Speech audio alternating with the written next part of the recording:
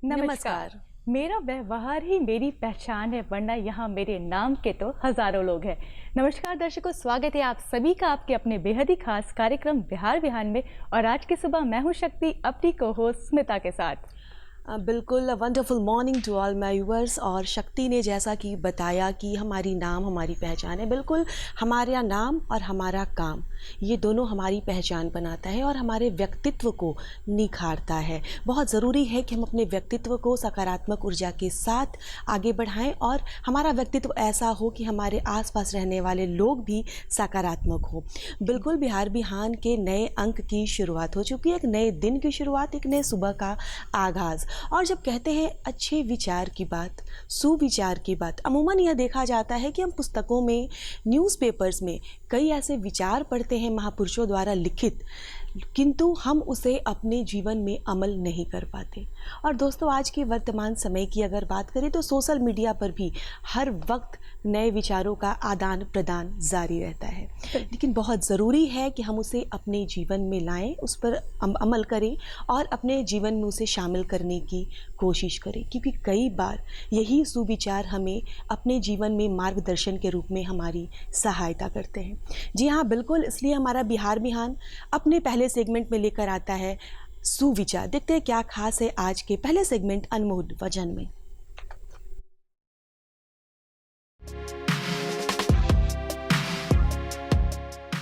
मनुष्य जितना ज्ञान में घुल गया हो, उतना ही कर्म के रंग में रंग जाता है। दर्शक, अगर बात करें हमारे आज की मेहमान की, तो वो कहते हैं कि उनका व्यवहारिक एवं सामाजिक जीवन हम सभी के लिए एक प्रेरणा से कम नहीं है। उनका स्वागत मैं कुछ इस उम्दा पंक्तियों से करना चाहूँगी। बता चुकी हूँ जो बात फिर ना बताऊँगी, नई है उम्मीद नई है आरजू, चिराग भी नया ही जलाऊँगी, जिसका नाम है मेरी पहचान, उससे आज दुनिया को मिलवाऊँगी, अपनी मेहनत से बुलंदियों तक जाऊँगी। जी हाँ दर्शकों, आइए स्वागत करते हैं हमारी आज की विशेष मेहमान का। हमारे बीच मौजूद है IAS नीलम चौधरी जी। यह एक प्रख्यात कथक नृत्यांगना भी हैं और साथ ही साथ अपने बेहतरीन प्रदर्शन से इन्होंने कई पुरस्कार अपने नाम भी किए हैं। प्रशासनिक सेवाओं के साथ साथ शास्त्रीय संगीत में भी निरंतर अपनी सेवा देते आ रही हैं। आइए एक बार फिर से स्वागत करते हैं हमारी आज की बेहद ही खास मेहमान नीलम जी का। नीलम जी, आपका बहुत बहुत स्वागत है हमारे कार्यक्रम बिहार बिहान में। नीलम जी, आपका बहुत बहुत स्वागत है हमारे कार्यक्रम बिहार बिहान में, और उम्मीद है कि हमारे दर्शकों को भी आपसे बहुत कुछ सुनने, सीखने और समझने को मिलेगा। नीलम जी, आप एक IAS हैं, साथ ही साथ आप कथक नृत्यांगना भी हैं, लेकिन अभी IAS नीलम चौधरी की नहीं, कथक नृत्यांगना नीलम चौधरी की नहीं, बस नीलम चौधरी की बात करते हैं कि नीलम चौधरी का बचपन कैसा रहा है। बचपन के उन दिनों की बात अगर करें, स्कूल की बात करें, घर के माहौल की बात करें, एक तरफ आपने शिक्षा के उस मुकाम को हासिल किया है जहां, जो कि कहते हैं कि भारत के सबसे कठिनतम परीक्षाओं में से एक है, जिससे उत्तीर्ण होकर इस पद का कार्यभार संभालने को मिलता है। और दूसरी ओर आप में वो हुनर है, आप में नृत्य की वो शक्ति है कि आप उस क्षेत्र में भी अपना एक मुकाम हासिल कर चुकी हैं। तो अगर बचपन के माहौल की बात करें तो घर का माहौल कैसा था? वो शिक्षा का माहौल था या फिर घर में नृत्य से, कला से जुड़े परिवार का माहौल था? क्या कुछ कहना चाहेंगे इस बारे में? आपने बड़ा ही अच्छा क्वेश्चन किया है। एक लाइन जो मुझे हमेशा याद रहता है, जो हमारे फादर कहा करते थे और जो हमारे जीवन में लगता है पूरी ज़िंदगी में वो रच बस गया है, वो बचपन में ही उन्होंने सिखाया था कि music with education is just like a diamond fitted in A golden ring. क्या बात है। और ये पंच लाइन हमेशा मुझे याद रहता था। और मेरे घर में माहौल भी संगीत का था, मेरे फादर भी गाते थे। वैसे वो गवर्नमेंट जॉब में थे, लेकिन वो अच्छा गाते थे। कलकत्ता में उनकी पढ़ाई लिखाई थी, प्रेसिडेंसी कॉलेज के वो प्रोडक्ट थे, और वो गाते भी थे चूँकि वहाँ का माहौल था वैसा। और मेरी बड़ी बहन भी एक गायिका थी, बहुत अच्छी गायिका है अभी। मेरे बड़े भाई बड़े बड़े गुरुओं से सीखे और तबला वादक हैं। तो ऐसे माहौल में, और सभी लोग अपने अच्छे अच्छे जगहों पे पोस्टेड, जैसे बड़ी दीदी मेरी रिटायर की, RDD से रिटायर की, मेरे बड़े भैया भी बैंक में बहुत सीनियर मैनेजर से रिटायर किए। तो पढ़ाई, घर में पढ़ाई का माहौल था, साथ साथ संगीत भी था। हम लोगों का टाइम बहुत बटा हुआ और बड़ा फिक्स टाइम होता था। खेलने के लिए भी टाइम होता था, म्यूजिक रियाज के लिए भी टाइम होता था, और जितनी पढ़ाई ज़रूरी थी उतना ही म्यूजिक भी ज़रूरी था। एज करियर वो शुरू से चाहते थे कि दोनों चीज़ों को लेकर चले। तो बचपने में ये बीज बो दिया गया था, तो एक बड़े जो हम हुए थे एक आदत सी हमारे हो गई। अलग से डांस करना, अलग से पढ़ाई करना, ऐसा नहीं होकर ये एक आदत बन गई, हमारी दिनचर्या बन गई, रूटीन यही हो गया कि हमें सुबह उठकर रियाज करना है 1-2 घंटा, उसके बाद स्कूल जाना है, उसके बाद आके शाम में पढ़ाई करनी है। तो समहाउ दूसरे बच्चों की तरह बहुत फ्री टाइम में हम लोगों के पास नहीं होता था, लेकिन जो टाइम होता था फोकस्ड होता था और बड़ा क्रिएटिव काम में लगा रहता था। बिल्कुल, कहीं ना कहीं बचपन से ही ये आदत सी ये हो गई, आदत आपकी हो गई दिनचर्या थी। में शामिल था।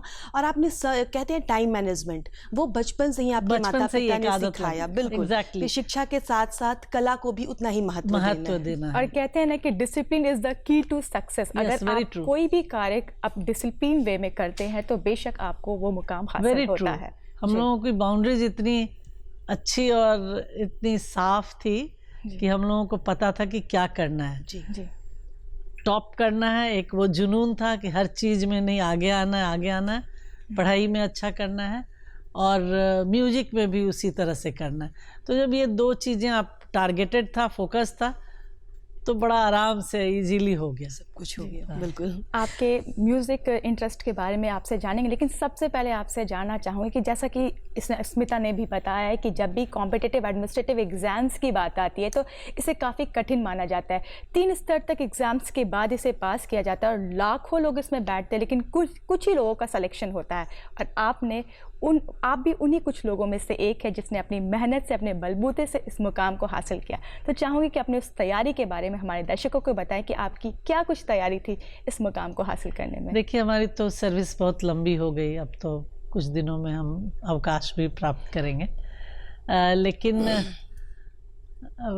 यूपीएससी, सिविल सर्विसेज के एग्ज़ाम्स और दूसरे जितने भी कॉम्पिटिटिव एग्ज़ाम्स हैं, उन सब की तैयारी लगभग लोगों को पता है।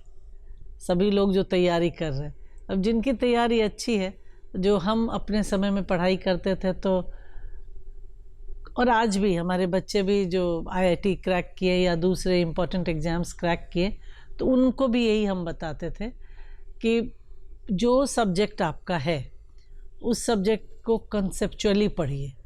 मतलब जो चीज़ें, जिन चीज़ों को पढ़ना है उसको याद करके या रट करके, और मुझे नहीं लगता है कि आप बहुत सक्सेसफुल हो सकते हैं।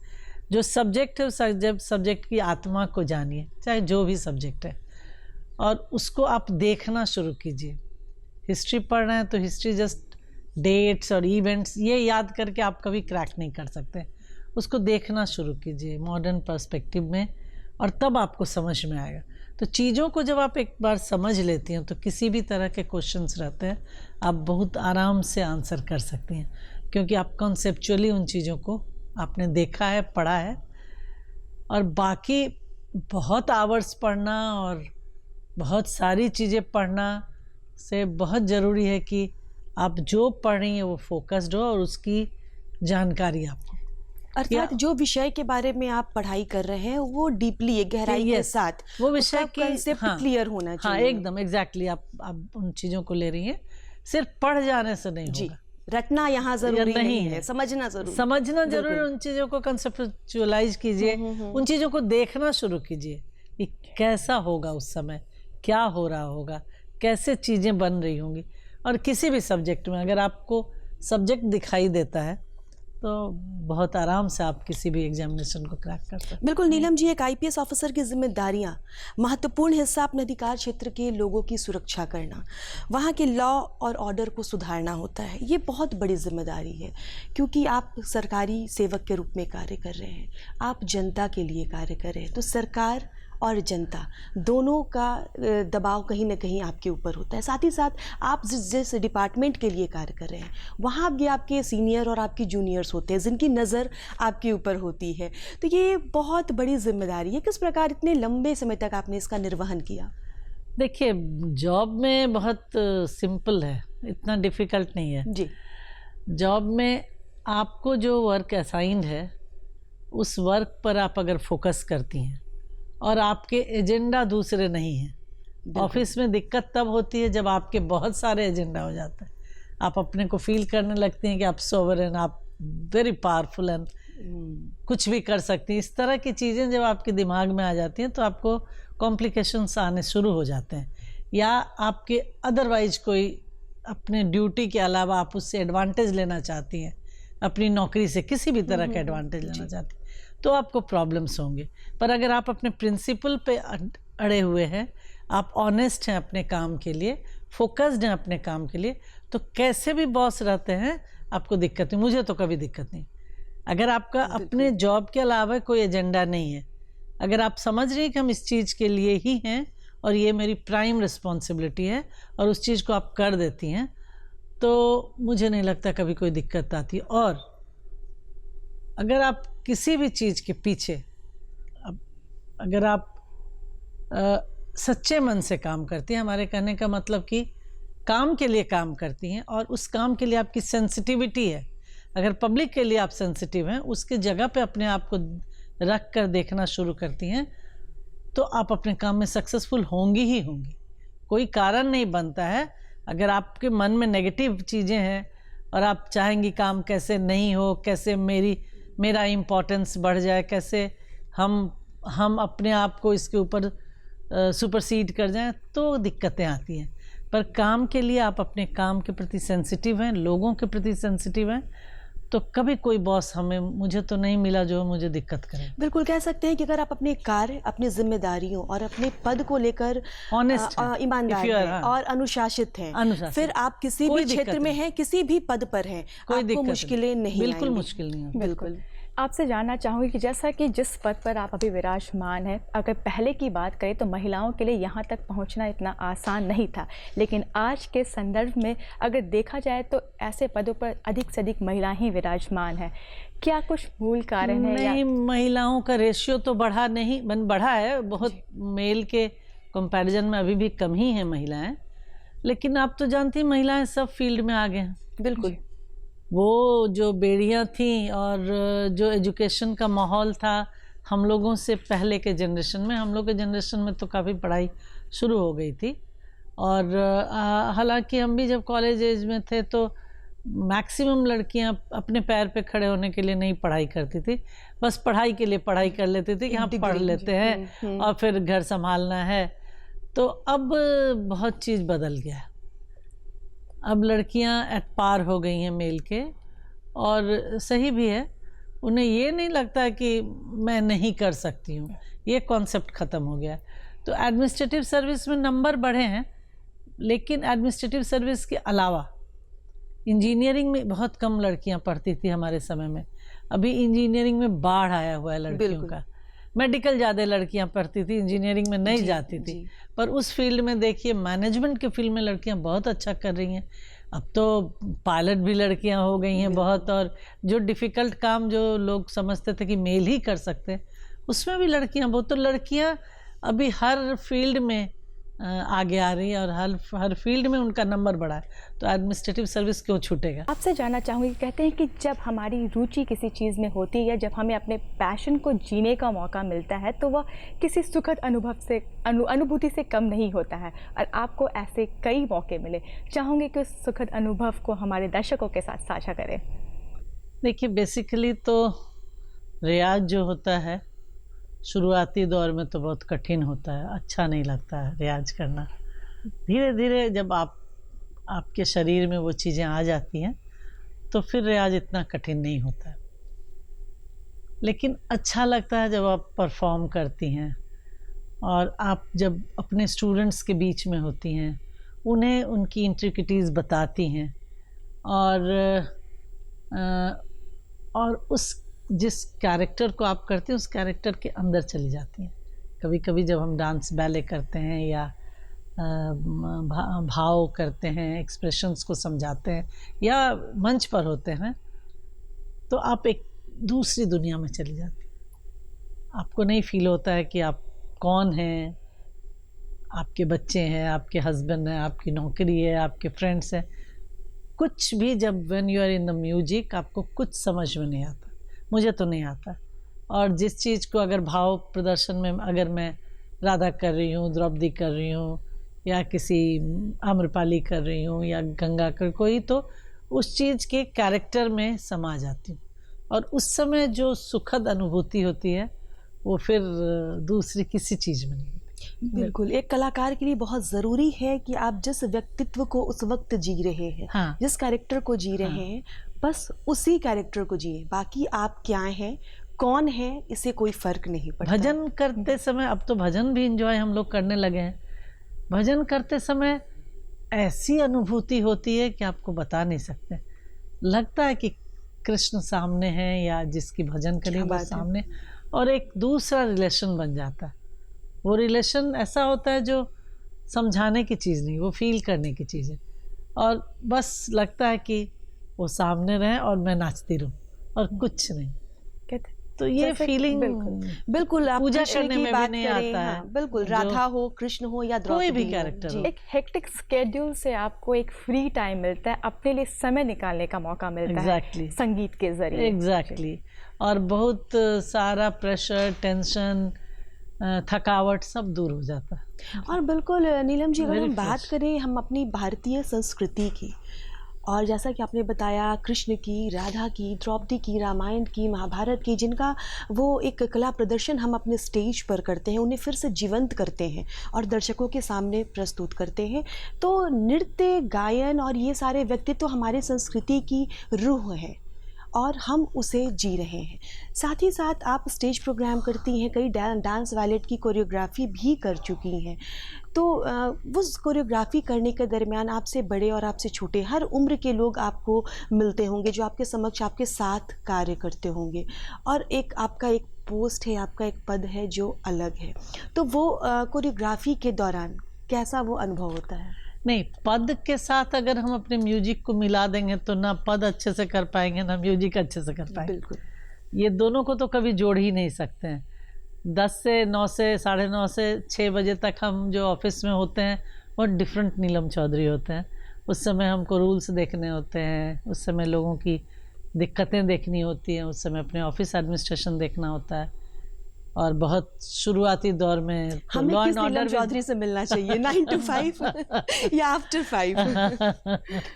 और सुबह की नीलम चौधरी, आपके स्टूडियो की नीलम चौधरी और स्टेज की नीलम चौधरी बहुत बिल्कुल डिफरेंट अलग कैरेक्टर। होती है। ये 2 कैरेक्टर जीना ही होता है और हर लोग जीता है, सिर्फ हम नहीं, सभी लोग इस दुनिया में नाटक ही करते हैं, हर कैरेक्टर को जीते हैं, और वो कैरेक्टर बड़ा सुंदर होता है। जब आप मदर होती हैं बच्चे के साथ तो आप नहीं याद करती कि हम फलाने ऑफिसर हैं, और बिल्कुल, बिल्कुल। बिल्कुल नहीं, आपकी बस अपने इमोशन माँ सिर्फ होती माँ हैं, होती माँ हैं। होती हैं। वैसे ही जब आप मंच पर होती हैं तो आप सिर्फ एक डांसर होती हैं और कुछ नहीं होती हैं।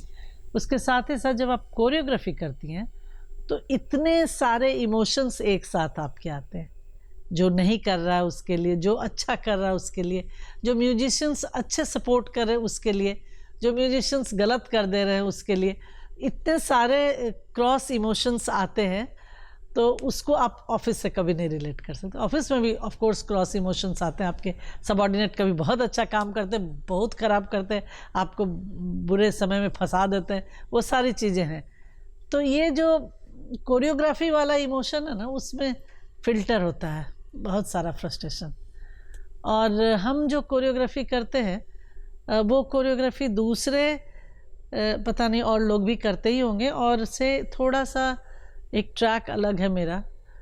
मेरी सोच है जो हो सकता है अमूमन डांसर्स नहीं सोचते होंगे, मैं क्लेम नहीं कर सकती हूँ, बहुत डांसर्स बहुत पढ़े लिखे होशियार भी हैं, म्यूजिशियंस बहुत पढ़े लिखे हैं और बहुत सारी चीज़ें डालते हैं। मैं अपनी बात कहूँ कि मुझे लगता है कि मेरा म्यूजिक, मेरा डांस सोसाइटी को एक मैसेज दे। हम अगर नाचते हैं तो हम अपनी खुशी के लिए नाचते हैं, हम अपने हेरिटेज को ज़िंदा रखते हैं, बिल्कुल, लेकिन साथ साथ एक आर्टिस्ट की कुछ रिस्पॉन्सिबिलिटी भी होती है सोसाइटी के लिए। तो उस एम से भी हम अपनी कोरियोग्राफी करते हैं, जिसमें ज़रूर कोई ना कोई मैसेज होता है, और बहुत ही इम्पोर्टेंट। जैसे मैंने आम्रपाली किया यहाँ वैशाली फेस्टिवल के लिए, क्योंकि वहीं की आम्रपाली थी, तो वहाँ के लिए मैंने कोरियोग्राफ किया था। तो नॉर्मली लोग जानते हैं आम्रपाली की कहानी क्या है, बुद्ध से इंटरेक्शन, कैसे वो नगर बधू बनी, सब सही है, विश्व सुंदरी थी, बहुत अच्छी डांसर थी, एवरीथिंग। आज के समय में क्या रेलेवेंस है? Why do we do Amrapali modern time? क्या रेलेवेंस है? हम हमेशा सोचते हैं इस चीज़ों को। नॉट ओनली आम्रपाली, बुद्ध हमने किया, बुद्ध करने का क्या रेलेवेंस है। गंगा मैंने किया, गंगा एब्स्ट्रैक्ट है, एक नदी है, उस पर कोरियोग्राफी हमने पूरी की, कलर्स पे हमने कोरियोग्राफी की। तो मुझे हर कोरियोग्राफी के पीछे लगता है कि क्यों करना है। डांस सिर्फ ग्रुप में डांस करके डिजाइन करके करना मेरी जिम्मेवारी सिर्फ नहीं है। अगर हम आम्रपाली करते हैं तो एक पेट्रियाटिज्म को हम इस्टेब्लिश करते हैं। एक आम्रपाली जो एंटरटेनर है, जो डांसर है, नगर बधू है, जो राजा को और दूसरे सैनिक को मोटिवेट करती है, शक्ति देती है बाहर जाके लड़ने के लिए, वो उसी समय में एक बहुत बड़ी देशभक्तिनी भी है। और आज के डेट में आपकी खूबसूरती एक चीज़ नहीं है, बिल्कुल आपका क्या कंट्रीब्यूशन अपने कंट्री के प्रति है, वो भी मॉरल हमको इस्टेब्लिश करना है। और उसी मॉरल को लेकर हमने आम्रपाली किया कि उसने अपने प्रेम को अपने देश के सामने में सरेंडर किया। अजातशत्रु इसके कारण चढ़ाई करता है, लड़ता है, इसको जीत लेता है और बोलता है चलो रानी बनने। तो एक कॉमन वुमन रानी बनना प्रेफर करेगी हमेशा, लेकिन शी रिफ्यूजेज, बोलती है नहीं, ये देश जिसने मुझे जन्म दिया, इसके लोगों को मरता हुआ देखकर मैं रानी नहीं बनूंगी। तो वो अजातशत्रु को छोड़ती है, उस देश को छोड़ती है, रानी बनना छोड़ती है, हर सुख को छोड़ती है। हमारे अपने लोग मर गए, वो बुद्धिज़्म में चली जाती है और बुद्धिज़्म में जाकर लोगों की सेवा करती है। तो ये एक आज के समय में एक कंटेम्प्रेरी विजन उसके साथ अटैच होगा तो हम आम्रपाली करेंगे। सिर्फ आम्रपाली नाच के नहीं चले जाएंगे, लास्ट में उसका बहुत बड़ा मॉरल है। मेरा डांस वाले कभी देखेंगे। गंगा हमने किया, गंगा में क्या ऐसा है जो आज के डेट में, गंगा इतना रेलेवेंट है आज के डेट में, वाटर पॉल्यूशन, पानी की कमी, इतना सारा इश्यूज है, तो उसको हम कल्चर में कैसे डांस में दिखा सकते हैं। तो हमने गंगा लिया और गंगा को हमने एक संस्कृति से, एक कल्चर से उसको रिलेट किया कि इसके किनारे में इकोनॉमिक लाइफ है, इसके किनारे में रिलीजियस लाइफ है, इसके किनारे में एग्रीकल्चरल लाइफ है। गंगा जो एक है सोर्स ऑफ लाइफ है, water is the source of life, और उसको हम कैसे पोल्यूट कर रहे हैं। हमने उसको दिखाया कि हमने अपने वेस्टर्न कल्चर को अपनाकर और अपनी इंडियन हेरिटेज जो हमारी अपनी इंडियन कल्चर है उसको हम पोल्यूट करते जा रहे हैं। बिल्कुल तो उस ढंग से उसको हमने डिज़ाइन किया। तो गंगा की रक्षा के लिए हम जिम्मेवार हैं। अपनी नई पीढ़ी को हम क्या दे रहे हैं? पोल्यूटेड गंगा दे रहे हैं, मतलब हम क्या पोल्यूटेड कल्चर दे रहे हैं, क्या दे रहे हैं, ये क्वेश्चन है। और इसी एम के साथ गंगा हमने किया। बुद्ध का भी रेलेवेंस, कम बैक बुद्धा, आज के केओटिक सिचुएशन में बुद्ध की ज़रूरत है। कैसे बुद्ध की ज़रूरत है? जो सोशल केओस है उसके लिए खड़े हो जाए।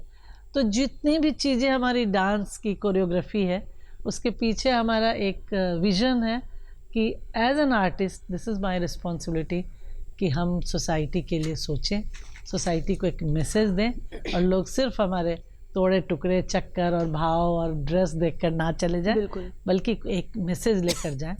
तो ये हमारी कोरियोग्राफी पर आपने चर्चा की, तो हमने बताया कि मेरे कोरियोग्राफी में ये चीज़ें हैं। और शायद यही रीज़न है जो आपका विजन है आपके कोरियोग्राफी के पीछे का, आपके डांस पैलेट को बाकी लोगों से अलग बनाता है। हाँ, थोड़ा डिफरेंट है। कई बार आपके कई ऐसे कलाकार हैं जो उन सारे व्यक्तित्व को, उन सारे पर्सनालिटी को, कैरेक्टर को जी चुके हैं, जिन्हें आपको फिर से स्टेज पर जीवंत करने का मौका मिलता है। वो वक्त कैसा, अंदर मन में कौन सा द्वंद्व होता है या कैसी उलझनें होती हैं कि उस व्यक्तित्व को, उस कैरेक्टर को फिर से जीने का मौका मिल रहा है? देखिए, क्लासिकल डांस बहुत वास्ट है और इसमें क्रिएटिविटी के बहुत स्कोप है। हम लोग बहुत डांसर को देखते हैं। एक तो सबसे अच्छी बात है कि हमारे गुरु पंडित मिर्जू महाराज जी वर्ल्ड के number 1 classical dancer, Kathak dancer रहे हैं।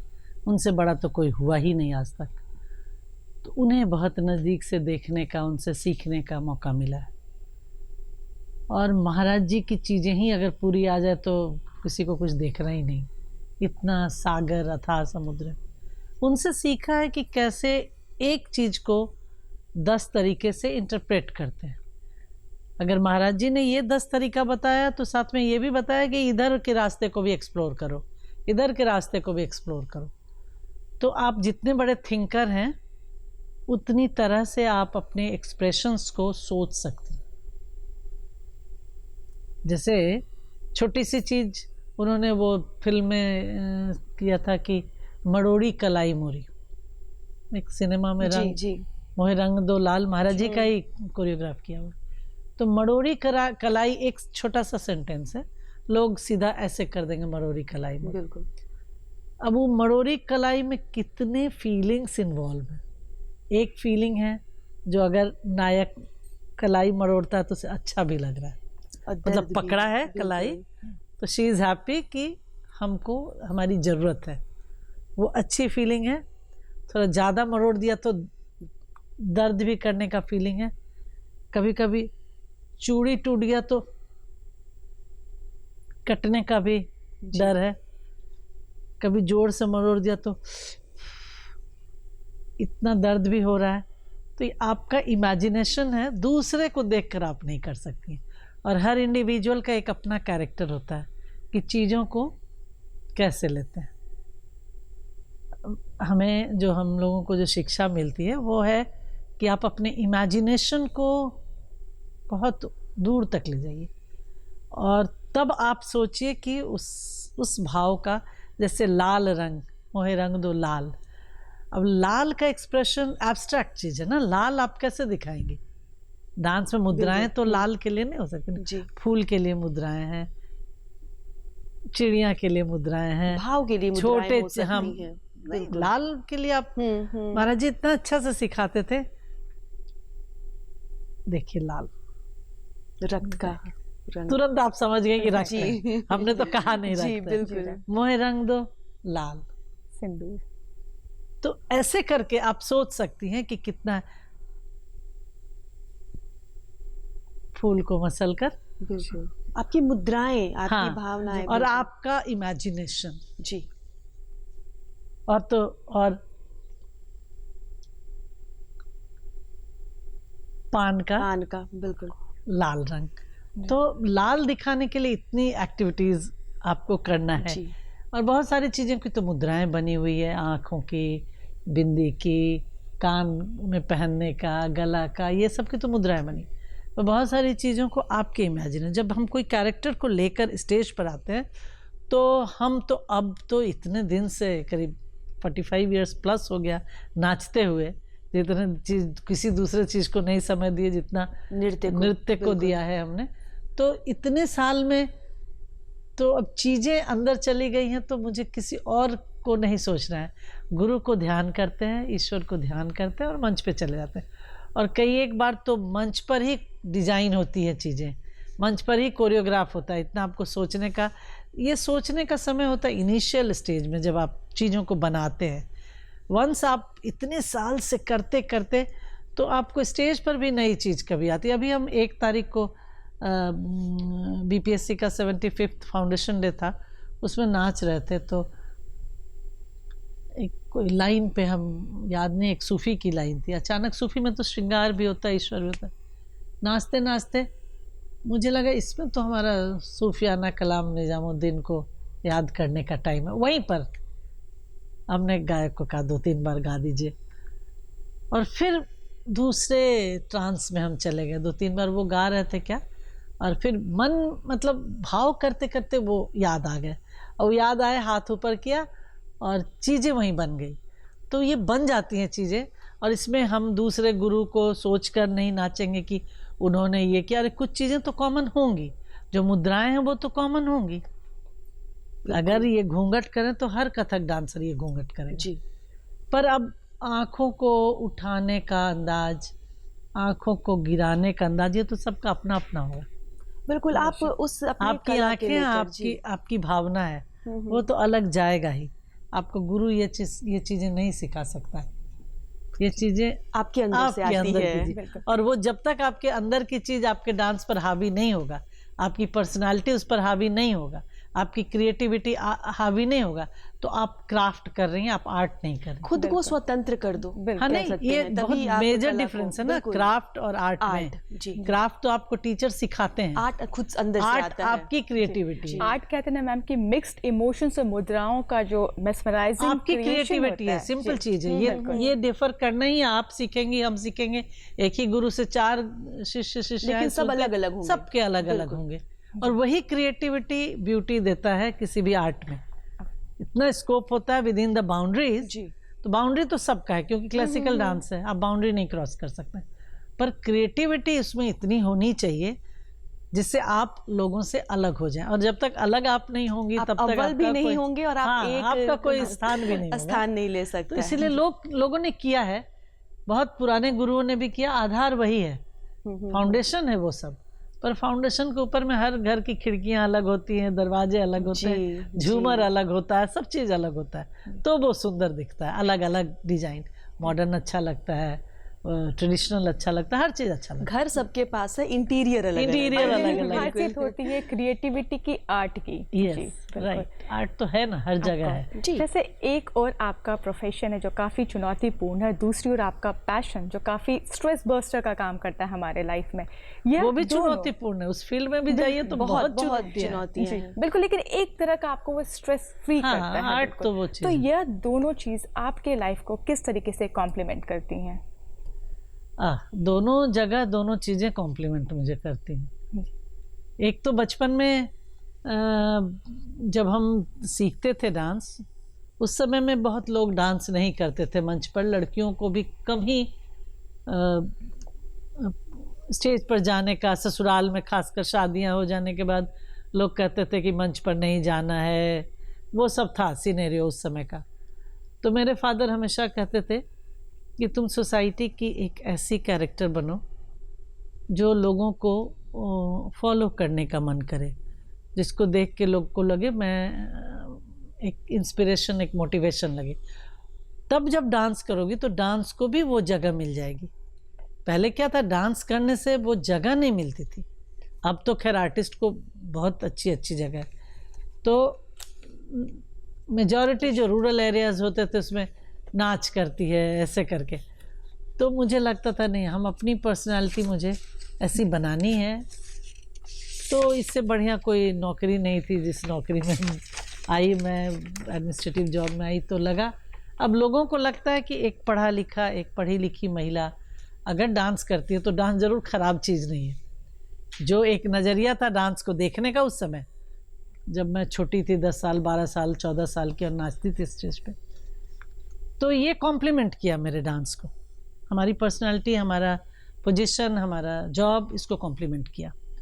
और डांस इतनी अच्छी अच्छी फीलिंग्स डेवलप की, इतनी ह्यूमन वैल्यूज़ म्यूजिक ने हमें डेवलप किया है, इतनी सेंसिटिविटी और इतनी सेंसुअल, मतलब लोगों के प्रति जो एक सॉफ्ट अप्रोच होता है वो एक आर्टिस्ट के मन में बहुत ज़्यादा होता है।